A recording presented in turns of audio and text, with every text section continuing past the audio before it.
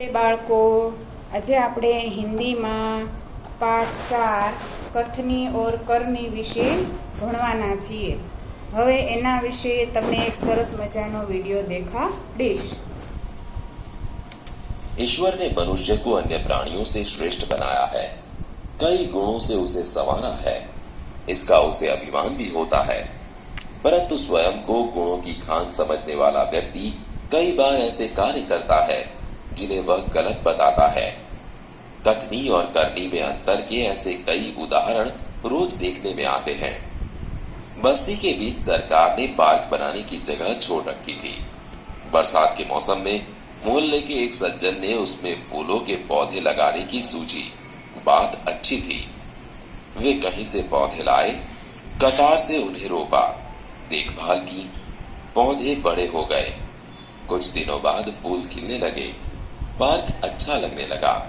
मोहल्ले के लोग सुबह शाम पार्क में टहलने लगे। फूल सबको अच्छे लगते हैं। पार्क में लोगों के आने जाने से उन्हें यह लगा कि लोग इन फूलों को तोड़कर ले जाएंगे। उन्होंने एक तख्ती के ऊपर यह लिखकर टांग दिया कि फूल तोड़ना मना है। आते जाते सब उसको पढ़ते, कोई भी फूलों को नहीं तोड़ता। पर मजे की बात तब सामने आई जब लोगों ने तख्ती लगाने वाले सज्जन को बड़े सवेरे जल्दी जल्दी फूल तोड़ते देखा। पूजा के लिए तोड़ रहा हूं। बसों में लिखा होता है धूम्रपान करना निषेध है। एक बार यात्रा करते हुए देखा कि एक यात्री ने बीड़ी जलाई और पीने लगा। उसे देखकर कंडक्टर ने कहा, भाई साहब, बस में बीड़ी सिगरेट पीना मना है। उसने जलती बीड़ी खिड़की से बाहर फेंकवा दी।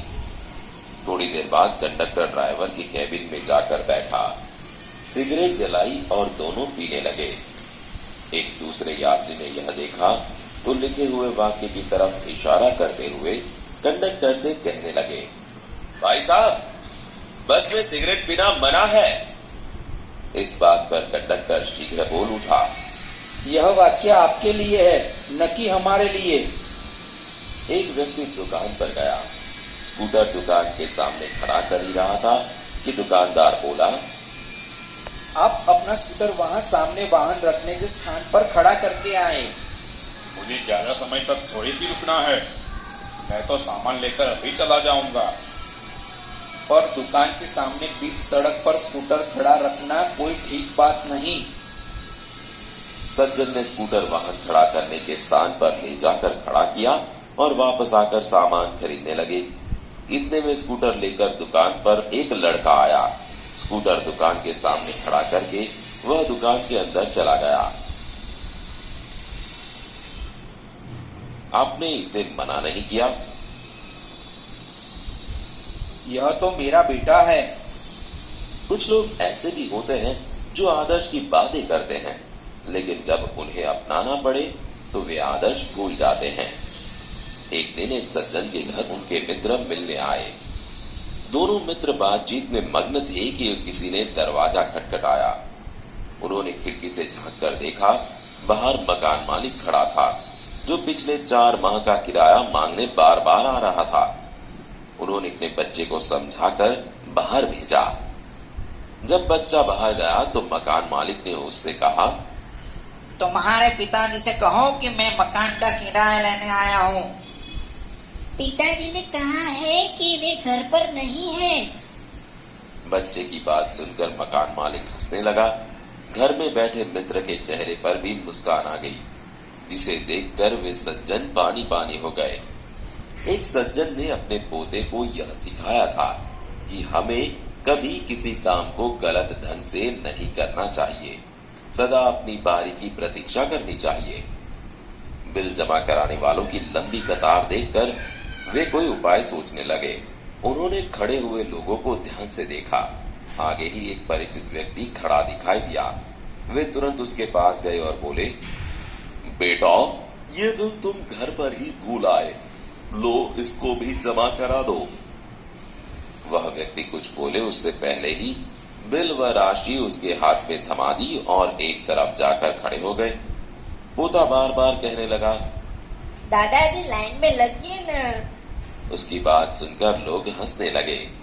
कई लोग ऐसे होते हैं जो आदर्श की बातें तो करते हैं पर उन्हें अपनाते नहीं। इस प्रकार का आचरण अच्छा नहीं होता। ऐसा आचरण करने वालों को कभी सम्मान नहीं मिलता, वे हंसी के पात्र बनते हैं। इसलिए हमें कथनी और करनी में सदैव समानता रखनी चाहिए। हो कथनी करनी एक समान, जग में मिलता तब सम्मान। બાળકો, આપણે લેસન 4 કથની ઓર કરનીનું જે વિડીયો દેખ્યો ને, એવી જ રીતે ઘરે શીખીએ બુકમાં પણ પાના નંબર 12 ઉપર એક પેરેગ્રાફ આપ્યો છે, એની પેરેગ્રાફ વાંચી અને તમારે નીચે જે પ્રશ્નો આપ્યા છે એના જવાબ લખવાના છે. હવે એ કથની ઓર કરની એના જે પેરેગ્રાફના જે સવાલ જવાબ છે એ સવાલના જવાબ મેં નીચે લખ્યા છે, એ તમારે ઘરે શીખીએ બુકમાં લખવાના છે.